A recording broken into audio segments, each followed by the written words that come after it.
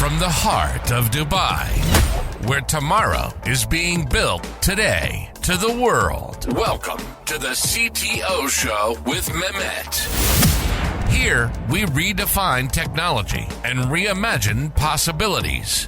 With Mehmet, delve into the riveting realms of AI, cybersecurity, and digital technology. Experience the thrilling highs and lows of startups. Immerse yourself in the spirit of entrepreneurship and witness the future of business innovation being written in real time. Now, without further ado, let's tune in and explore the future. Hello and welcome back to a new episode of the CTO Show with Mehmet. Today I'm very pleased joining me, Sue. Sue, thank you very much for joining me. The way I love to do it is to make it like more authentic. I like my guests to introduce themselves. Tell us a little bit about you, what you are currently doing, and then we can start the conversation from there. So the floor is yours. Awesome, Mehmet. Thank you so much. It's so great to be here. So my name is Mysko. I am a fractional CMO and I'm the founder of Hire A Fractional. I have spent 25 years in professional services marketing. And it was a few years back where I decided to become a fractional CMO. I quickly realized that there was a huge gap in the market between the number of fractional CIOs, CTOs, CMOs across the board were looking to find roles and they were looking for companies. And on the flip side, the companies were desperate to find the fractionals. And so that was born of Hire A Fractional. We launched back in November. And yeah, it's been a super exciting journey so far. That's great to hear, Sue. And thank you again for being here on the show today.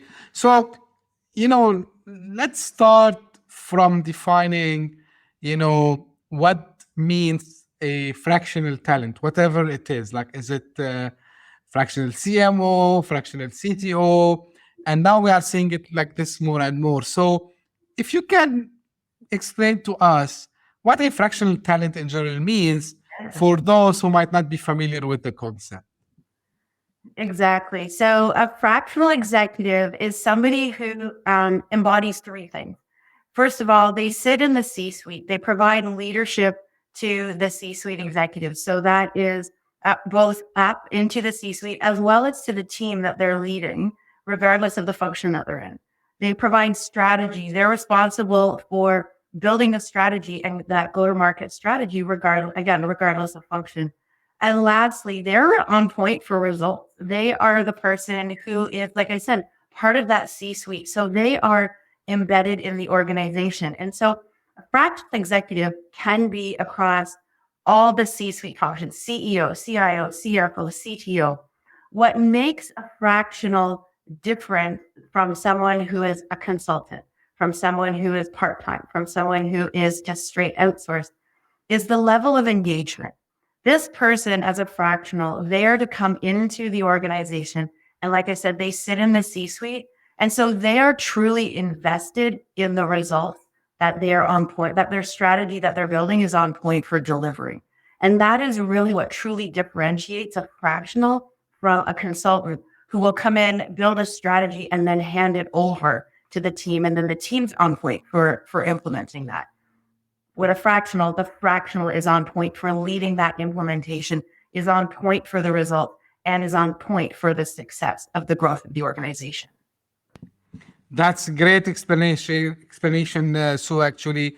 Now, what do you think is the main driver to see this, kind of boom in fractional? To be honest with you, like, maybe it was there under different names, but it was at the same time that I started my podcast last year, early in Jan, actually, 2023, when I started to see the word fractional starting to pick up. And as you mentioned, it's not only in one field, it's in marketing, it's in sales.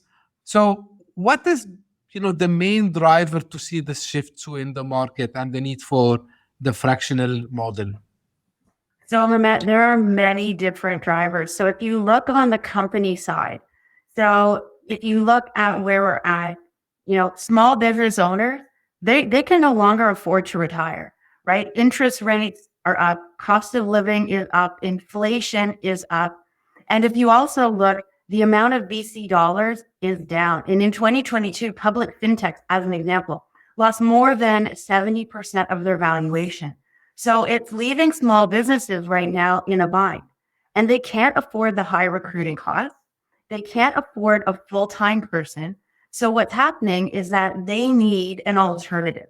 They need fractional talent. They need someone that they can bring in at a senior, let's just say a senior finance person, a senior ops person, a senior marketing person. They can get 3 of those people for the price of 1 executive. So if you can get a CMO, a CFO, and a COO, all for the price of a COO, it's a great opportunity to help them get through that growth strategy. We know when we look at small businesses, they're stagnated. And so if you look at the data says that companies super struggle to grow between $1 and $10 million in revenue. So by hiring fractional executives, like I said, people who are embedded and engaged in getting the results, they can then help grow with that growth of a company. Then if you take a look on the flip side, on the fractional side, we have got a significant number. If you look at the Great Resignation, if you look at the number of baby boomers out there, and what's super interesting, if you look at the number of baby boomers who do not have retirement savings, it's crazy number. It's something like 46% of baby boomers have less than $100,000 in retirement savings. So we've got people with a senior level of expertise. They've got an inability to retire, and yet they don't want to work full time. And so what we're seeing is that they're looking for fractional work. They want to be at a senior level. They want to make significant contributions. They just want to do it on a fractional level. And if you look at the data on the fractional side, at the beginning of October, if you did a search in LinkedIn, you would find that there were 50,000 fractionals. So I would say this is self-identified. So anyone who self-identifies as a fractional executive. As of the beginning of March, that number had grown to 88,000 fractionals. So again, just looking at the sheer numbers on both sides, if you look at the sheer number of companies, there are 17 million companies who fall in that $1 to $10 million range. And we've now got 88,000 fractionals. The time is right to bring these two groups together and really help all of those businesses and fractionals thrive. Interesting statistics too. And I think, maybe these numbers are US based, personas, right? Now, of course, when I ask the question, I try to be on the other side. It's not to challenge or anything.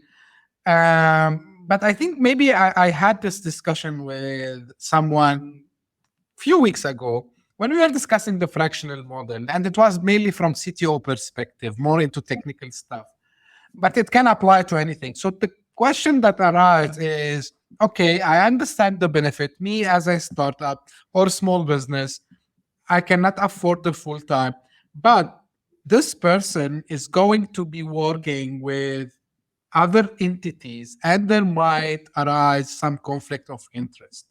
Now, how important it's for whoever want to offer the fractional service to have kind of, legal protection so they don't get sued by whoever they are working with. Hey, you're working with me, let's say 20 hours per week, but at the same time, you're working with another firm for 5 hours, and another one for 10 hours, another one for 2-3 hours. So how they can protect themselves legally, when they are working with multiple clients? And, do you usually advise people to try to separate, the type of customer that they are working with? How do you approach this concern too? So first of all, I'm not a lawyer, but Sure. What it comes down to is that working as a fractional executive, if I look at it from the company side, it's no different than hiring a consultant. And consultants have been juggling multiple clients for decades. So when I look at it from that perspective, it really is no different from hiring a consulting and a consulting firm who have multiple clients across multiple across the same function. If I look at it from the fractional side, I really think that there's an ethical obligation for a fractional to disclose who they're working for, and frankly, not to take on clients who would provide that conflict of interest.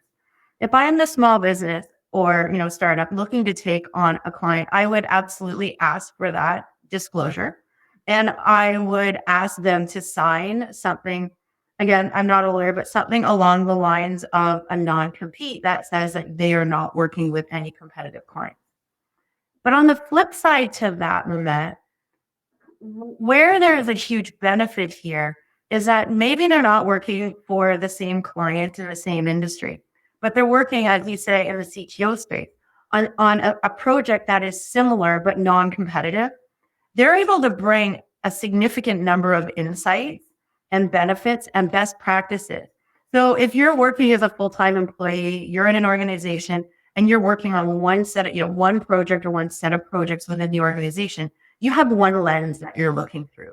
A fractional executive can bring best practices because they're looking at multiple projects across multiple companies.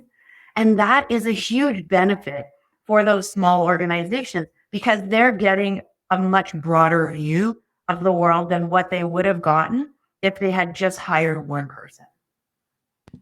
That's very logical. And of course, I didn't ask the question to get legal advice, but people like to challenge sometimes the ideas, but perfectly, you put it in the right, I would say, approach. Like if you deal with consultants or even freelancers, so it's the same thing, because usually the solution for that me as a startup or a small medium business, I think it's my responsibility to draft NDAs and have these NDAs in place with people I'm working with, the fractionals, to protect themselves. So tell me about the point.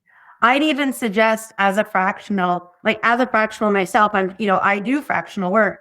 And when I'm even in sales calls, because I need to have a level of information to know if I can help them. So I will provide them, the prospective client, with an NDA, even during the sales process, because I want to be able to receive the information that I need in order to make an informed decision.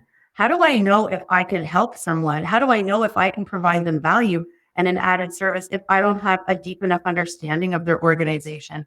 And so I often will sign an NDA and encourage the client, the prospective client, to sign that NDA right up front, like right in that sales process, so that you can get that level of depth and understanding that's really important. Absolutely. Now, so you've been doing this for quite some time.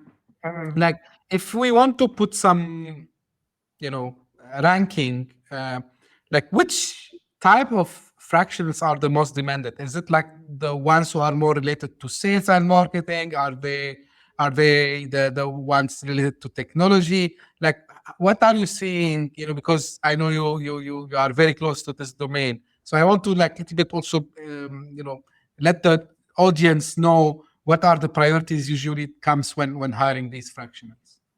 Yeah, when we look at hiring fractionals, what we typically find is that the fractional CFO comes in first. So it's usually the CFO who comes in to the organization first. And then it is often usually a toss-up between ops and marketing. So they're saying, all right, we need to get our financial house in order. So CFO comes in first.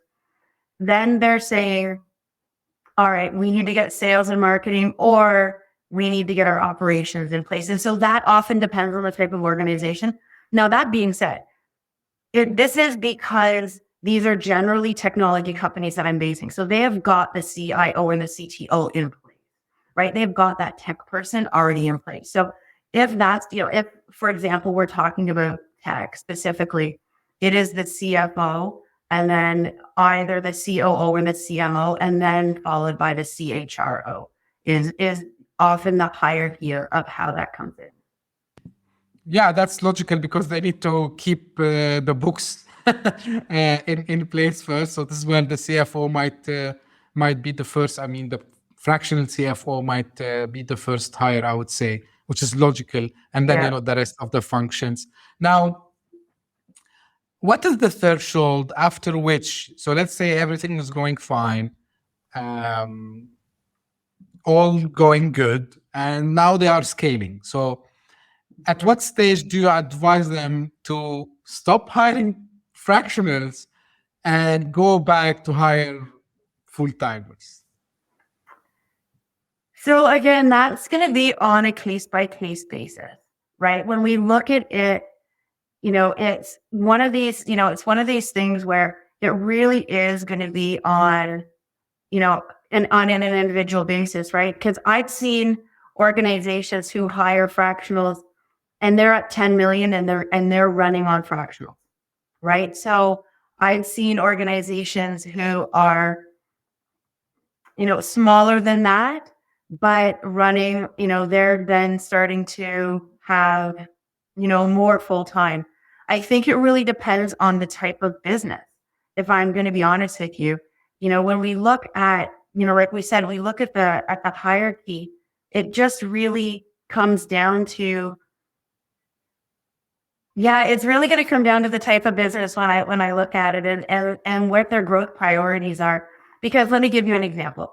If I am, a startup and I'm growing and I am really looking to get, a series A or a series B investment, then I'm probably going to want that full-time CFO to be there, to be looking at the numbers. I might want somebody full-time in marketing and product development, again, to demonstrate that this is, that they're, really driving towards that. So I think it just depends. If we're looking at an organization who says, we're not looking to be acquired, we're not looking for funding, we're just looking to grow, it's going to depend on the type of company that it comes down to. But at the end of the day, I would suggest that if they're looking for funding or not, it will be a big driver of where they're putting their full-time employees. Absolutely. It's case by case. And it's good you mentioned, when they're going to go and raise funds, of course, people need to see who are, especially the CFO. They care about mainly the CFO and sometimes the CRO as well, the Chief Revenue Officer. So 100% on that. Now walk me a little bit through in your current company, Hire A Fractional.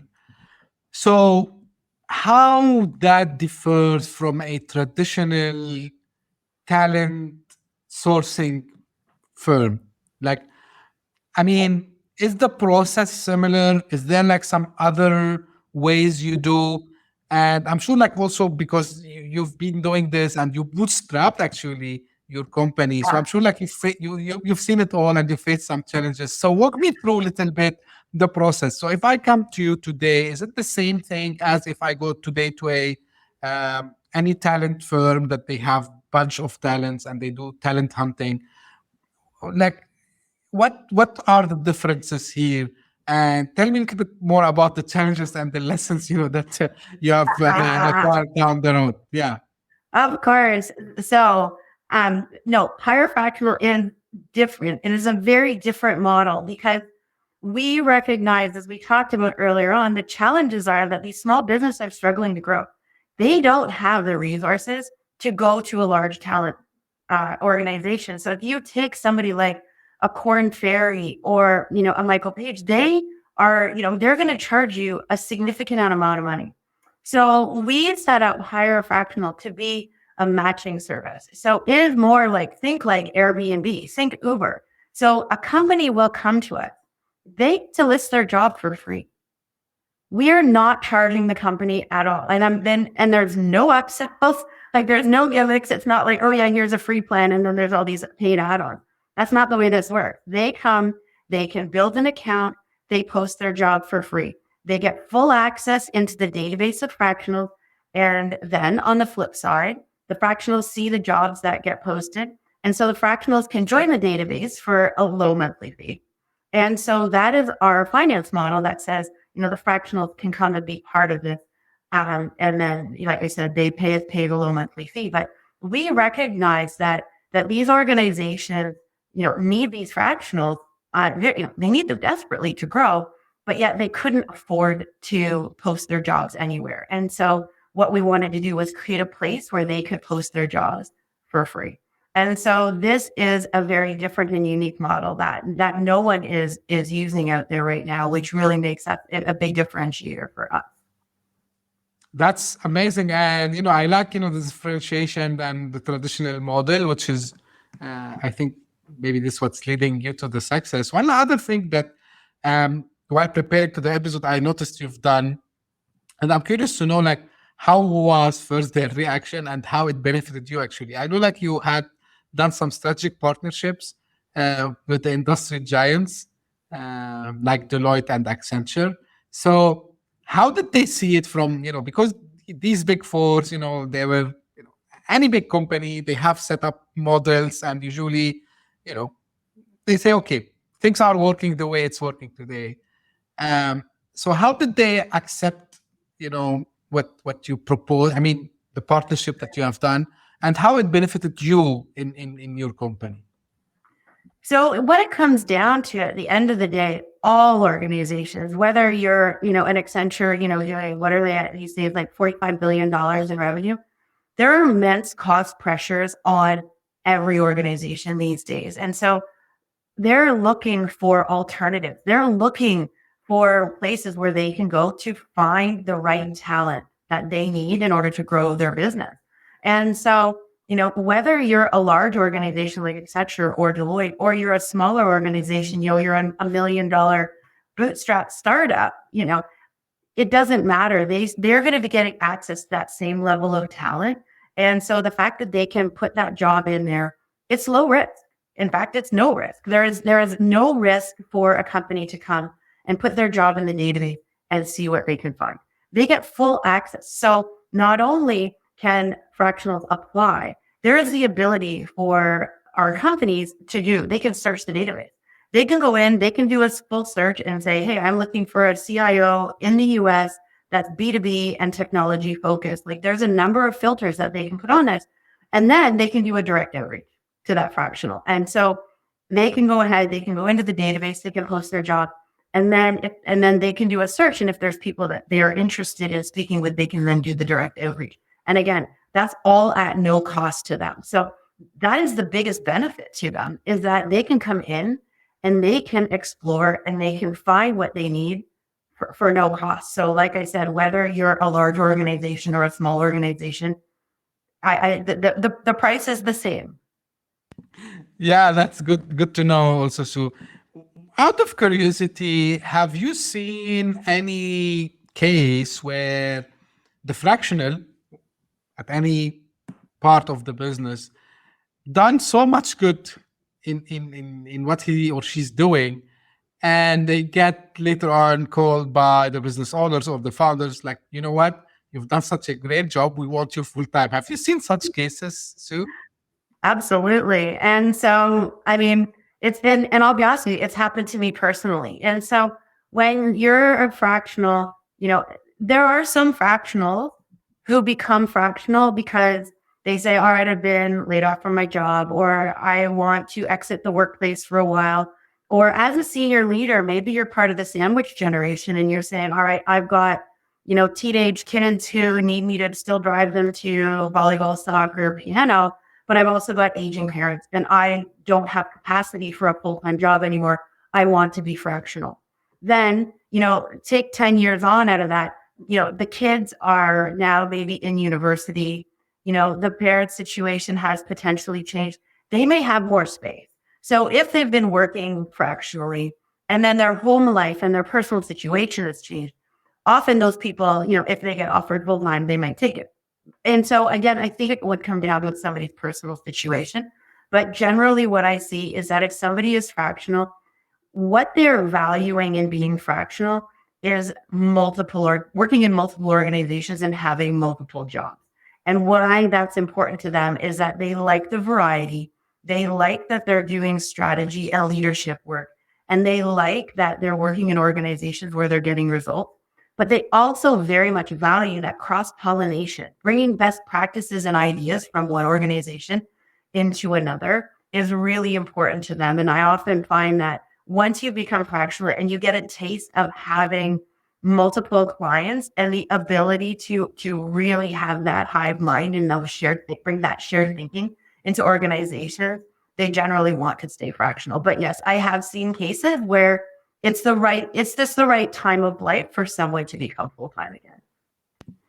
Yeah, absolutely. And to your point, and I think we talked about it at the beginning, why we see this trend. And to your point, I think people actually, they like it also sometimes because I know someone personally like, was very, very senior, right? And the beauty out of it, of course, like it has also to be, and again, it's not a career advice to anyone anyway, but yeah, it's a trend, and I'm kind of doing it in different approaches.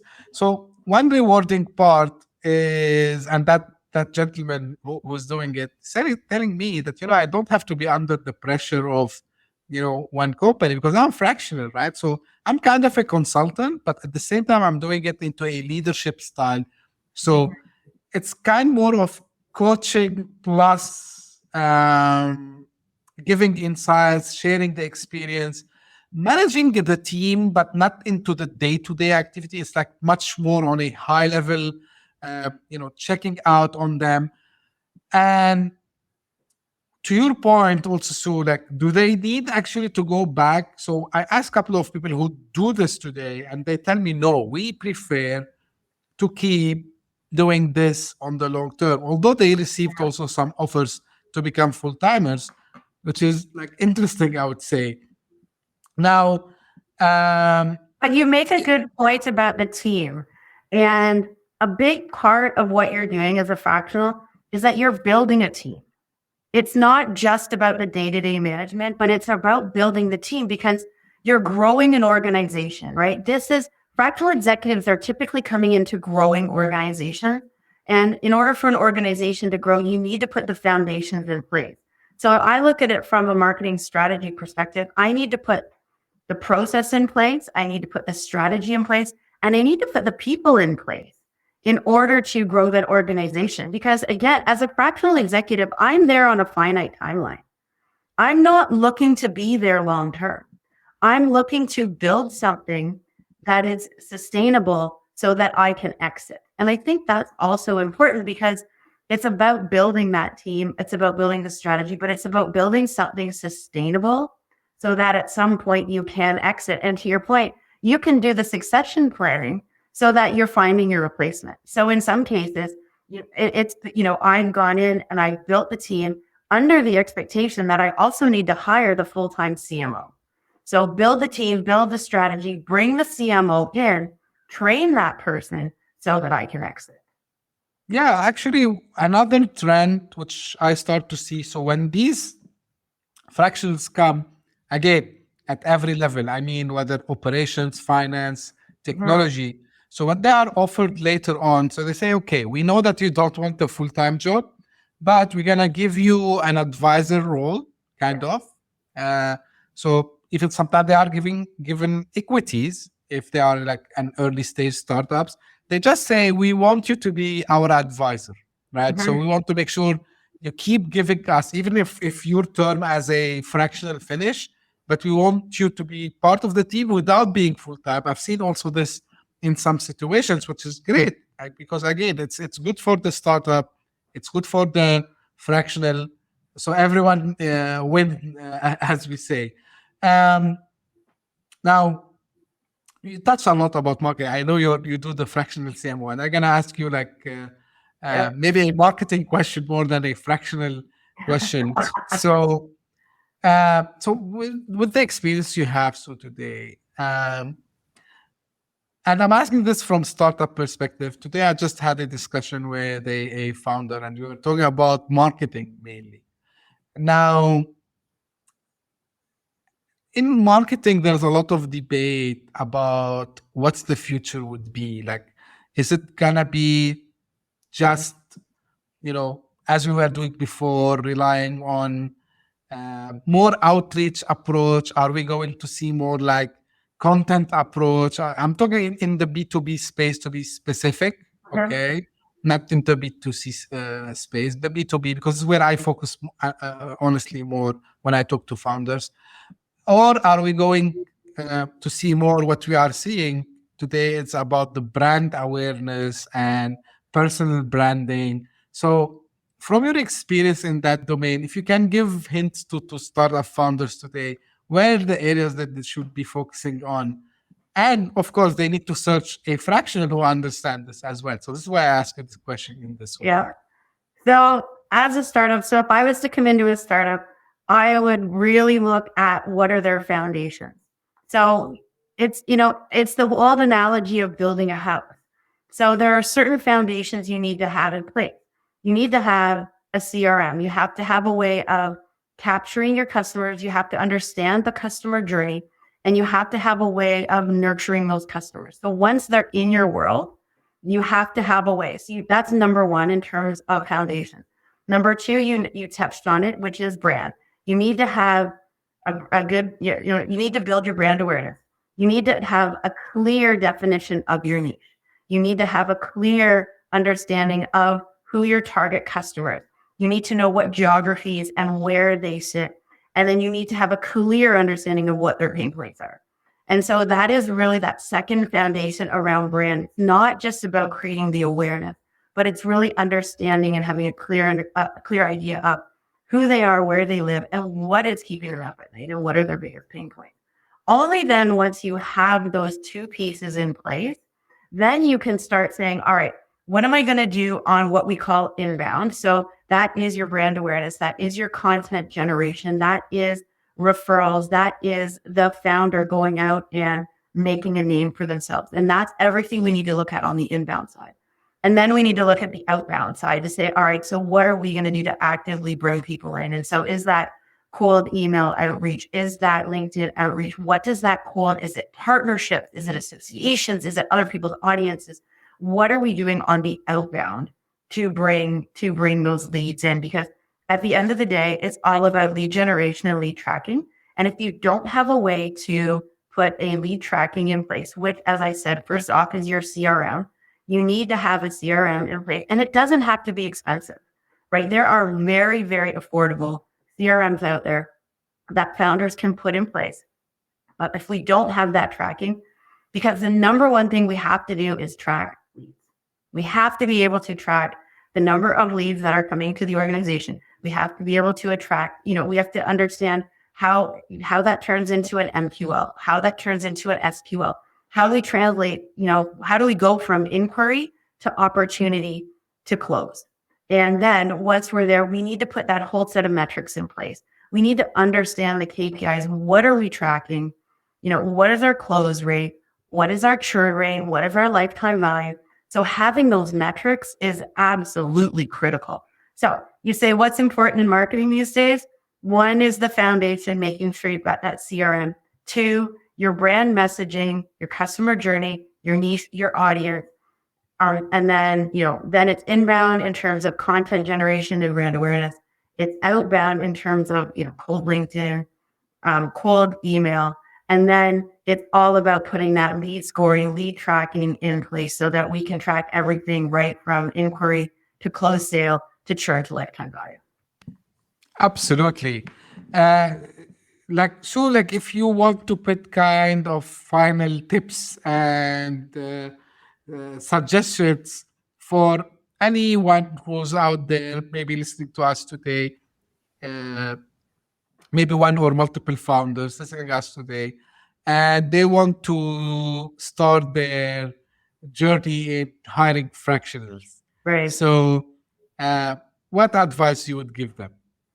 So the number one thing that I would recommend is do a needs assessment and really understand which fractional you need.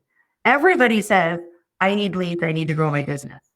But where are your gaps? And so you need to do that gap analysis to say, if I'm going to grow my business, I need a CFO. Or if I'm going to grow my business, I need someone to help me with operations.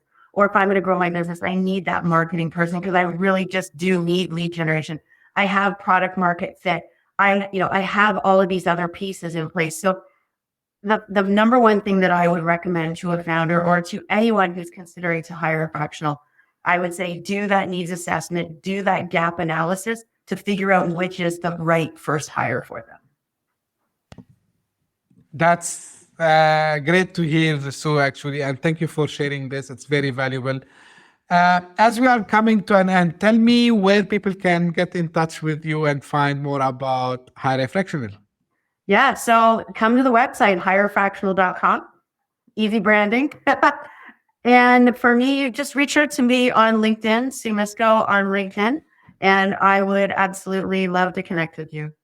Sure, I will make sure that the link and your your LinkedIn also link, it will be in the show notes. And again, Sue, thank you very much for sharing your experience and talking to us today about the fractional and everything fractional. As a closing note from my side, I believe we're gonna see this more and more. And by the way, maybe I should have asked you, and actually you can tell me your opinion. I believe also, and you might not find it directly related, but AI also helped us to come out and say, yeah, we can be fractionalists, because actually we can have some help in automating things, and that we can do more with less, kind of. And I believe the way moving forward, at least for now, I'm expecting to see more and more fractionals. Funny enough, as I was telling you at the beginning beginning of last year, there was no single title of fractional in my region, in the Middle East, in Dubai, and this region. Today, I start to see more and more people using this title, mainly in the technology space. I start to see a lot of fractional CTOs. I start to see some fractional CFOs as well. But I believe the trend is moving up. And to your point, people want more freedom. They want more experience with more sectors. So thank you very much for sharing that with us. So I tried to a little bit conclude what we have discussed today. And this is for the audience. So if you just discovered our podcast by luck, thank you for passing by. I hope you enjoyed it. If you did so, please subscribe and share with your friends and colleagues. And if you are one of the loyal followers who keep coming, thank you very much for keep coming. And please keep sending me your suggestions, your comments, and approaching me with anything that you want to discuss. I'm available on LinkedIn mainly, so you can reach out to me also as well. And as I say always, thank you very much for tuning in. We will meet again very soon. Thank you. Bye-bye. Hit that subscribe button, share the show with your tech-savvy friends and fellow entrepreneurs, and leave us a review on your favorite podcast app. Your support means the world to us.